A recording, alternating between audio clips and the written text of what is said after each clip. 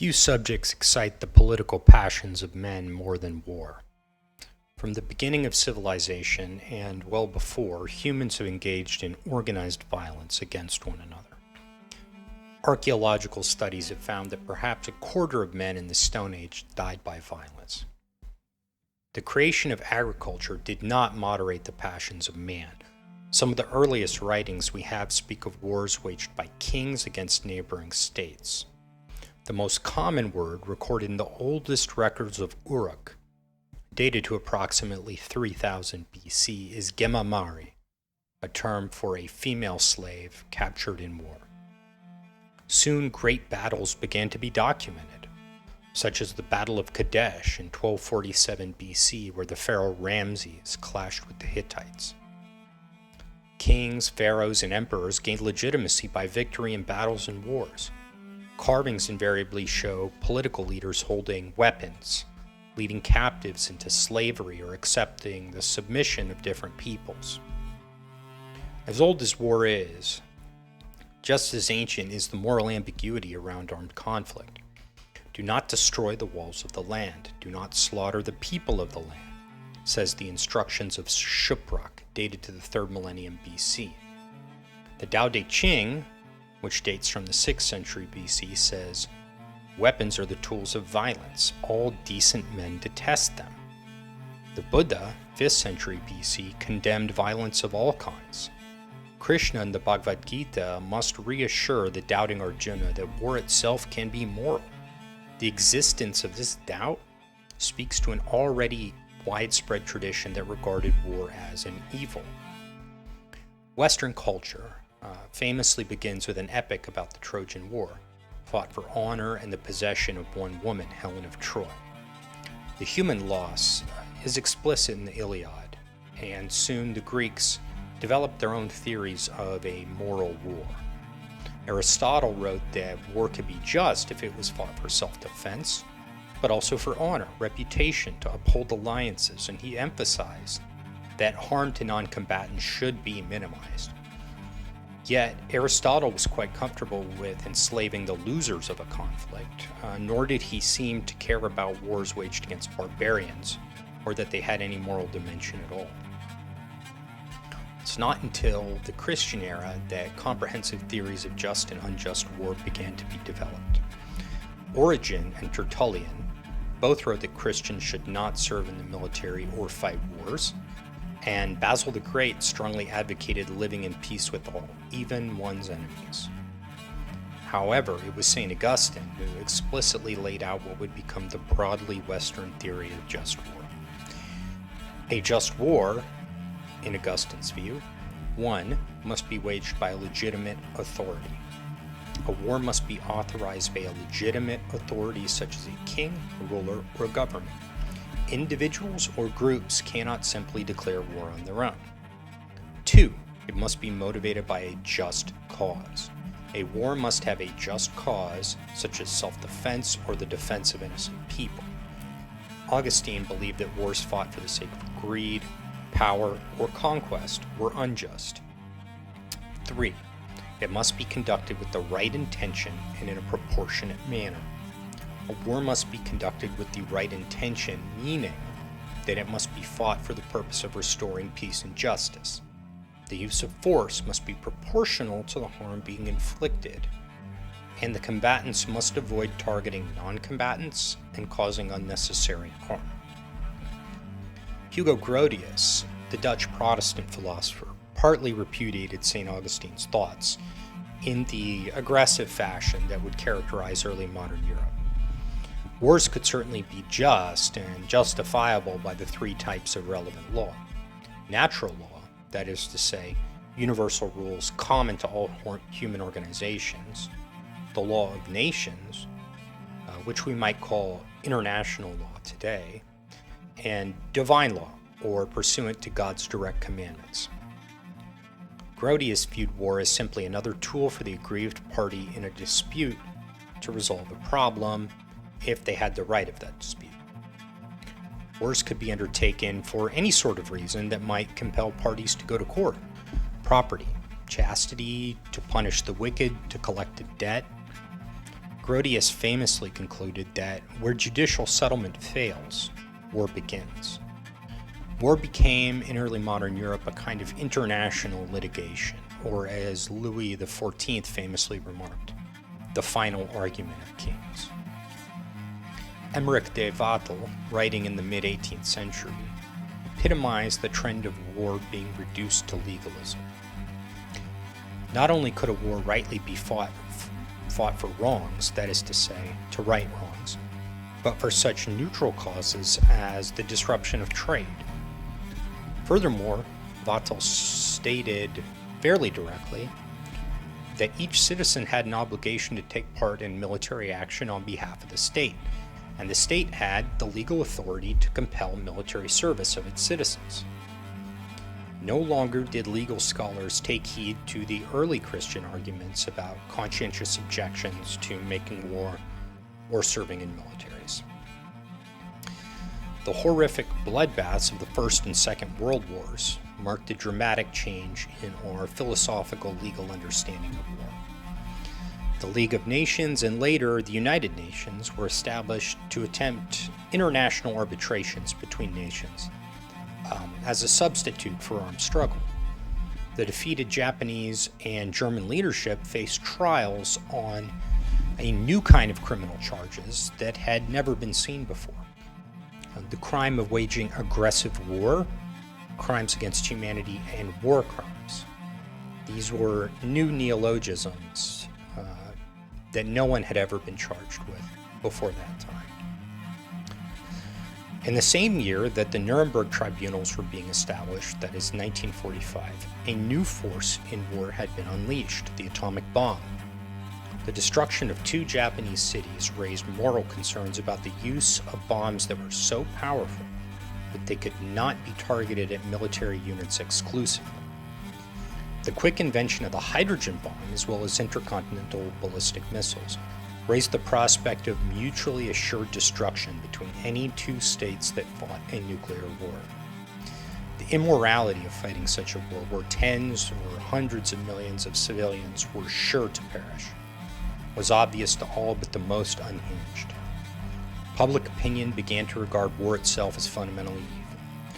Strong peace protests accompanied late 20th century wars, along with a commitment by both the United States and Russia, or the USSR, to reduce, if not eliminate, their nuclear arsenals and restrict the development and deployment of certain types of missiles that were especially dangerous. Further experience with limited wars the last 60 years proved the futility of nation building. The American experience in Vietnam, the Soviet experience in Afghanistan, U.S. occupations in the Middle East, and most recently the Saudi experience in Yemen have proven that using military force to prop up favored governments in foreign countries is rarely successful. Nation building seems to have only built the resolve of the forces opposing occupation of their lands, attempting to force concepts like democracy, human rights, equality of the sexes, freedom of religion, and so forth onto societies that have not organically produced those same ideologies has failed. Limited campaigns to remove dictators seem to also simply result in chaos, as we saw after the removal of Saddam Hussein, which threw Iraq into a sectarian civil war, and the killing of Muammar Gaddafi, which brought the once stable and semi-prosperous Libya into a charnel house with no economy to speak of. A more recent attempt to remove the Syrian president Bashar al-Assad resulted in Syria losing 90% of its GDP, making 7 million of its citizens refugees and killing hundreds of thousands. American support for the overthrow of the Ukrainian government led to a civil war in that country, the seizure of Crimea, and then a full-blown Russian invasion in the winter of 2022. These are the political lessons of the last century. That full-scale war must, between nuclear powers, be thought of as unwinnable, and it must never be fought. That nation building does not work, and that simply removing a government or a dictator is almost certain to result in widespread violence, political chaos, and a destroyed economy. The moral lessons have been aggressive war to seize territory or enslave other people is immoral. Deliberate targeting and murder of non-combatants is a crime. And extended guerrilla wars immiserate and impoverish the very people they are intended to help. We do not say that these rules are natural laws of the universe. We can't say that. We only say that they're generally accepted in our day and age, and they should be adhered to because the majority of our citizens accept these rules as valid. However, with these generally accepted laws in mind, how should a properly integrated state, that is to say, a cooperative national state, conduct war and peace? First rule, no entangling alliances. As George Washington sagely advised the young nation, a proper state should not seek entangling alliances with foreign powers. Both world wars were the result of security guarantees and webs of alliances which ensnared the great powers into a path that could only result in general war. Since 1945, all of America's unsuccessful foreign wars have been the result of a perceived need to uphold its international alliance system and regional allies. These wars have damaged the nation not only financially but in terms of cynicism, lives lost, and have allowed corruption to flourish. As foreign and weapons lobbies quickly became motivated to ensure U.S. involvement in their latest brushfire. The United States should not wage war on behalf of foreign security concerns. Currently, the U.S. is the guarantor of NATO, the largest military alliance in the world, and has direct and indirect security guarantees on every continent. This situation guarantees the continuation of the evils of war. It is unjust to America's taxpayers and soldiers to commit them to wars which only serve foreign ends, or to extend the quote-unquote influence of the U.S. State Department. Rule number 2, direct engagement with nuclear powers. The United States cannot afford to fight a nuclear war, and neither can anyone else. Nuclear powers must be directly and without arrogance engaged with diplomatically, and 19th century style agreements must be reached whereby our and their spheres of influence are respected. Our current ruling ideologues do not respect the regional hegemony of any other nation. This is a denial of reality. Hard boundaries must be negotiated and adhered to. This strategy prevented a nuclear war even during the darkest periods of the Cold War, and there's no reason it can't be taken up again. By respectful yet firm diplomacy, we can carve out space for each existing nuclear power to feel safe in its own development. Rule 3. Respect the sovereignty of other peoples. Leaders and governments that are perceived as proxies or puppets of foreign states will not be accepted as legitimate by their people. Vietnam, Afghanistan, and Cuba demonstrated this amply. This also holds for institutions, media or educational, that subsist off of foreign money and have political agendas. As nation building has been proven to fail, we must commit not to attempting to build other people's states for them.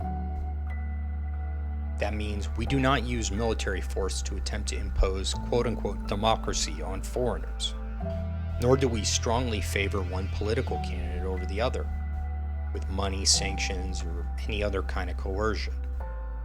Our relations with other states must be made with them as states, not based on the perceived malleability or usefulness of their leaders towards American ends.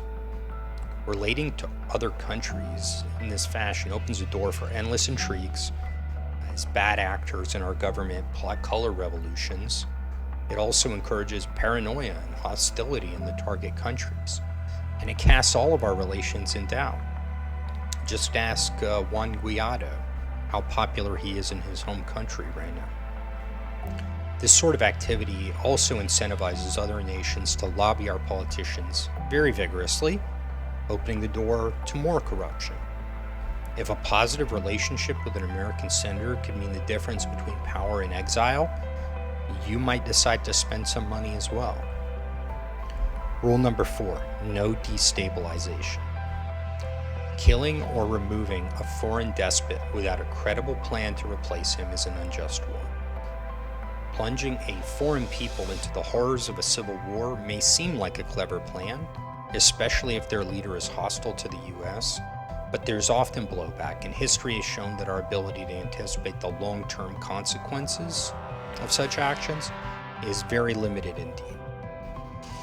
Further, no matter how expedient it might seem to kill a dictator or to fund rebels in some faraway country, chaos is far worse than mere tyranny. The blood of millions has been spilled over such clever plans, and they are immoral and wrong. Worse, they often create even worse monsters than they first intended to slay. The United States must not attempt to start a civil war in any nation, nor is it permissible to engage in political assassinations or coups. Countries that wish to develop friendly relations with us must do so based on the natural development of such sentiments, on geography or on trade, but not through skullduggery. Such friendships are longer lasting and more sure than those obtained by tricks anyway. Rule number 5. No targeting of civilians or civilian infrastructure. Destroying power grids, water purification plants, road and rail networks, even if they are potentially dual use, must not be done unless the United States is actually committed to a full-scale invasion. Just destroying infrastructure, as was done in Serbia, causes unnecessary suffering, and it does not lead to victory without other military action. It's just cruelty with no purpose. Our bombing of Laos, Cambodia, former Yugoslavia did not cause the citizens of those places to blame their government for the destruction. Instead, we only made enemies. The deliberate targeting of civilians themselves is obviously, the firebombing of Dresden is remembered to this day as a war crime of terrible proportions, even though most considered that war fought for just purposes.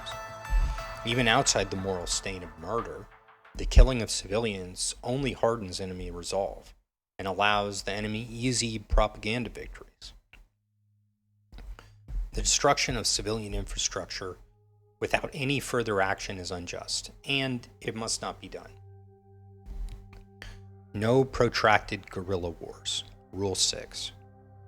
Guerrilla wars, where the partisans hide among the civilian population, are very difficult to fight, and invariably take many years and devastate the nations where they're fought. Frustrated troops invariably retaliate to the partisans' atrocities by attacking the civilians that shelter them.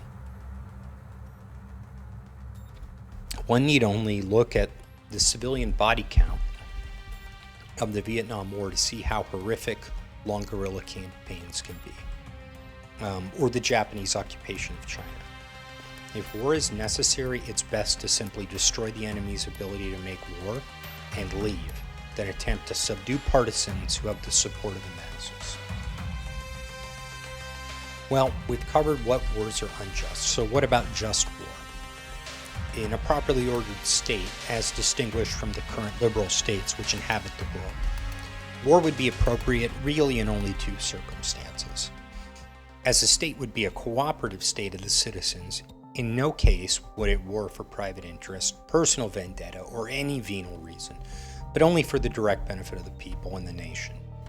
I can think of two situations where such conflict would be permissible. A. Direct military threat. The enemy has invaded the state or is preparing to invade the state, and has or is imminently preparing to kill or damage the citizens of the state. Hypothetical future attacks are not good enough. The preparation must be immediate, obvious, and undeniable. B.